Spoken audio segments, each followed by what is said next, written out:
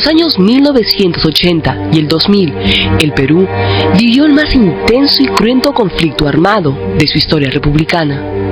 Si eso no es guerra, ¿ya qué? Pues debimos haber reconocido que era nuestra guerra por la democracia, nuestra guerra por los derechos humanos. En esa época no había reglas. Cuando le dijimos, pero ¿y el derecho internacional humanitario? Nada, no hay nada. No hay regla. La regla la ponen los terroristas. Si los terroristas nos matan por la espalda a nosotros los matamos también a ellos. Fue el general Carlos Mauricio.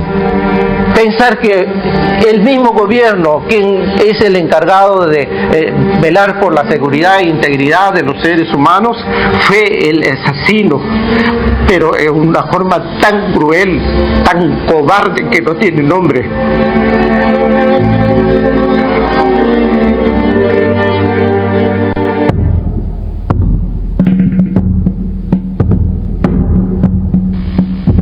El 12 de octubre de 1981, el presidente Belaúnde decretó el estado de emergencia en las provincias de Huamanga, Huanta, La Mar, Cangallo y Víctor Fajardo.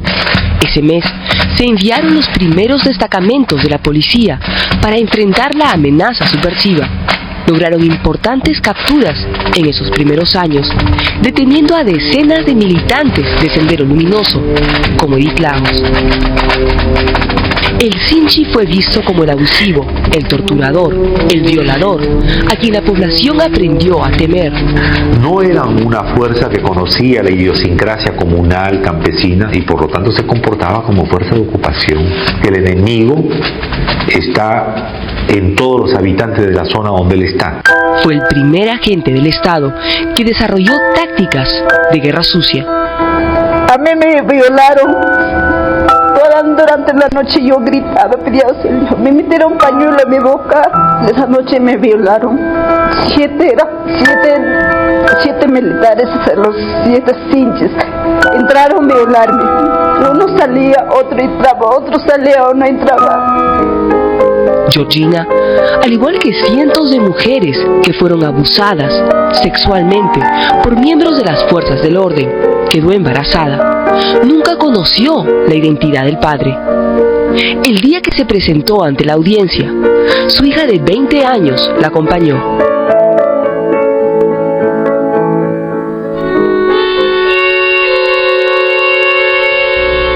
Muchas veces los policías actuaban en represalia o venganza. Desde un principio, fueron los más golpeados por Sendero Luminoso, por el hecho de representar a la autoridad o para robarles sus armas. Las fuerzas policiales eran blancos fáciles al no estar acuartelados. Cientos de efectivos murieron en sorpresivos ataques contra los puestos policiales o en asesinatos selectivos. Escucho el estallido. Yo pensaba que era la llanta y era el primer impacto que me entra por la espalda. Siento que mi cuerpo se desvanece y comienza a sentir otro. O sea, uno hacia el de la espalda, uno acá, otro acá. Y el tiro de gracia que me entra por el ojo derecho me sale por la sien izquierda, que quema el nervio óptico izquierdo. La suboficial de la policía, Ana Lira, fue atacada por un comando de aniquilamiento en el año 92. Quedó totalmente ciega. La vida de un policía no valía nada. Al desconocimiento del enemigo, la ausencia de una estrategia adecuada y los sucesivos y exitosos ataques de Sendero, se suma la falta de recursos. Tenían carencias logísticas y a veces no había suficiente alimento. Pero ¿cómo contener a mi gente? A veces teníamos que matar estos animales y hacer un caldo para todos. Nosotros, acuérdense que yo le estoy hablando de 20, 30 hombres. Si cometí abuso de matar y de dejar sin el huevo diario a ese poblador de las alturas, no había otra forma de cómo alimentarnos. Pido disculpas públicamente. O sea, las fuerzas policiales no estaban en condiciones de ese tipo de enfrentamiento, no tenían armamento de guerra además. A partir de diciembre del año 1982, los comandos político-militares asumieron el control absoluto de las zonas declaradas en estado de emergencia. Un país fragmentado, segmentado, en que los políticos se desentienden sistemáticamente del asunto de la seguridad interior y la defensa, y ese es un asunto militar. El poder civil había entregado una carta blanca para que las Fuerzas Armadas se encarguen del problema, que ellos hagan el trabajo sucio. Hubo quienes se opusieron al ingreso de las Fuerzas Armadas, como el mismísimo ministro de Guerra de aquel entonces, general Luis Cisneros Vizquerra. Él vaticinó lo que ocurriría en el terreno de combate. Y como no se sabe quiénes son los senderistas, probablemente de 60 muertos, que se diga que son senderistas serán unos 3 más o menos. Él dice, eso lamentablemente va a suceder si ustedes nos obligan a intervenir.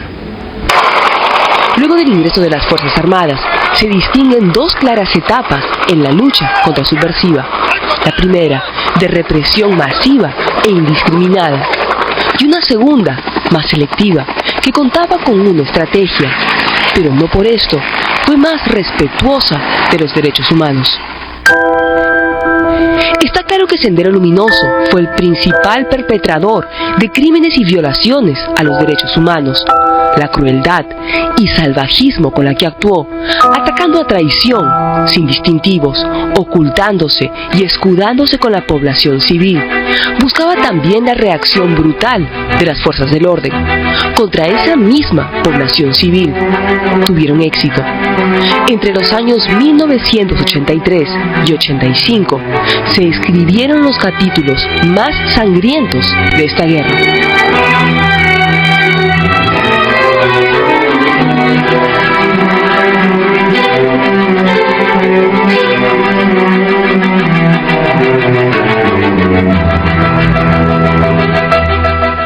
Fue un engaño en realidad, porque cuando llegaron los militares, ellos estaban bastante tiempo sometidos a Sendero. Con engaño les dijeron, vamos a construir ahora una piscigranja aquí. Y luego cuando ya estaba todas las anjalistas, los acribillaron y los mataron, sin tener en cuenta que había niños, mujeres. Por ejemplo, un mayor que le dice a un teniente que al otro día va a ir a destruir una escuela popular y que va a tener 3 días para hacerlo y no puede regresar sin haberlo hecho. Tiene que hacer lo que tiene que hacer.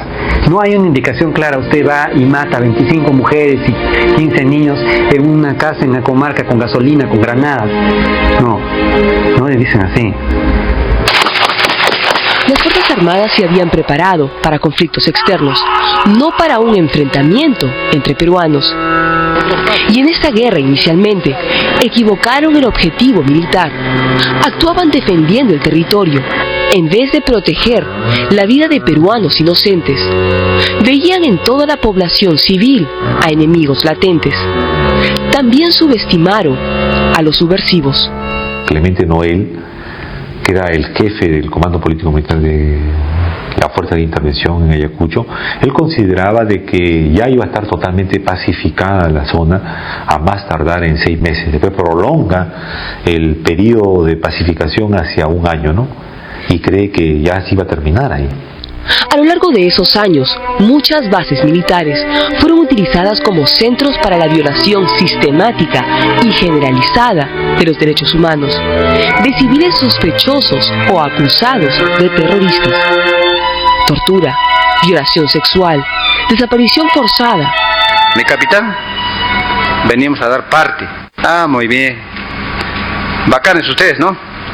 Ustedes son terrucos.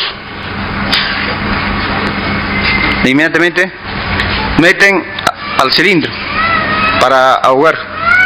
Al otro compañero meten electricidad en los testes.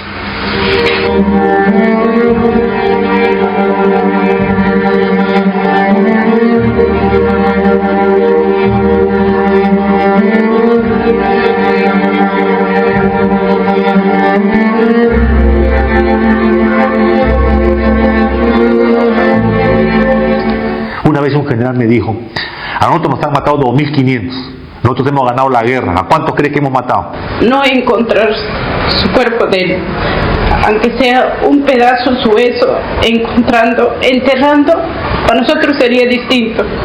Sabríamos que donde lo hemos enterrado, iríamos todos los 1 de noviembre, aunque sea a llevar flores o semanalmente a visitar. Pero en este caso, no sabemos qué han hecho a él, dónde lo han tirado, dónde lo han quemado. Martín Roque estudiaba economía en la Universidad del Callao. Su familia sabe que fueron miembros de inteligencia de la Marina de Guerra quienes lo secuestraron. Nunca más lo volvieron a ver.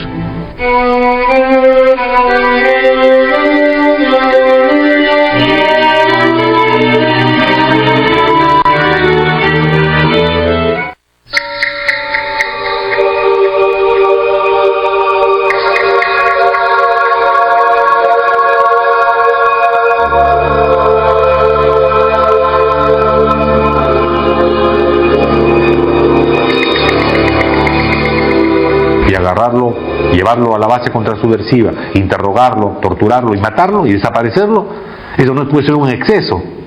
Ese era un patrón. En los años siguientes, y en medio de un conjunto de tensiones con el poder civil, las Fuerzas Armadas dieron inicio a una estrategia contrasubversiva que se inició en 1989.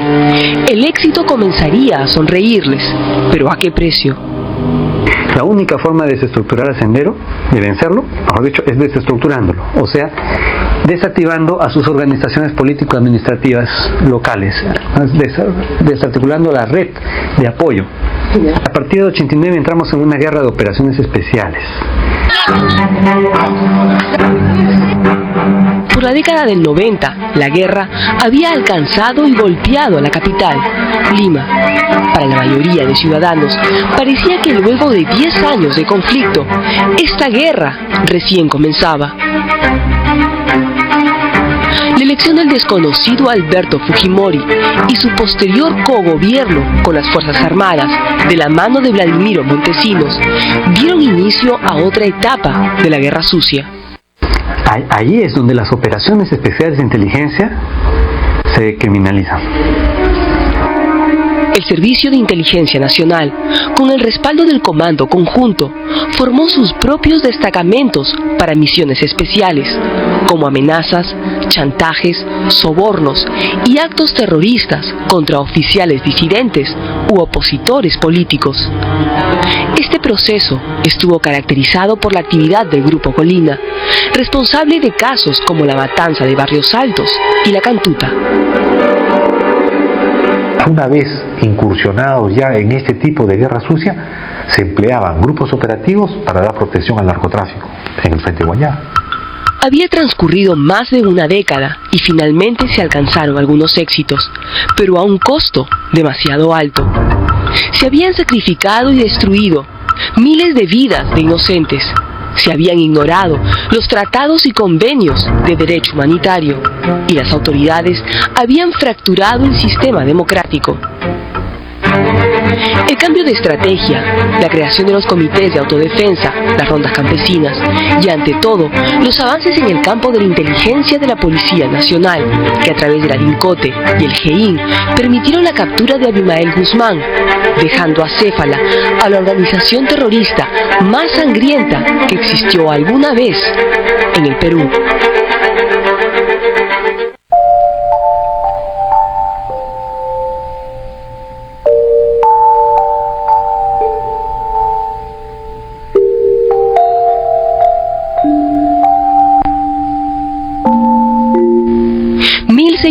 Policías y miembros de las Fuerzas Armadas murieron durante el conflicto armado interno.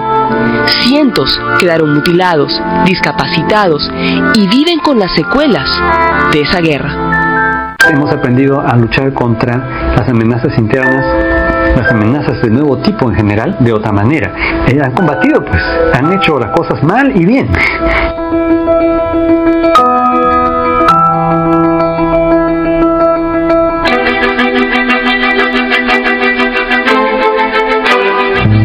Periodo de tragedia nacional, no solamente por las cosas que hicieron los terroristas y las cosas que hicieron las fuerzas del orden, sino las cosas que hizo la sociedad la sociedad civil. Por eso es una época de vergüenza nacional. Tenemos que avergonzarnos. ¿Cómo nos hemos comportado?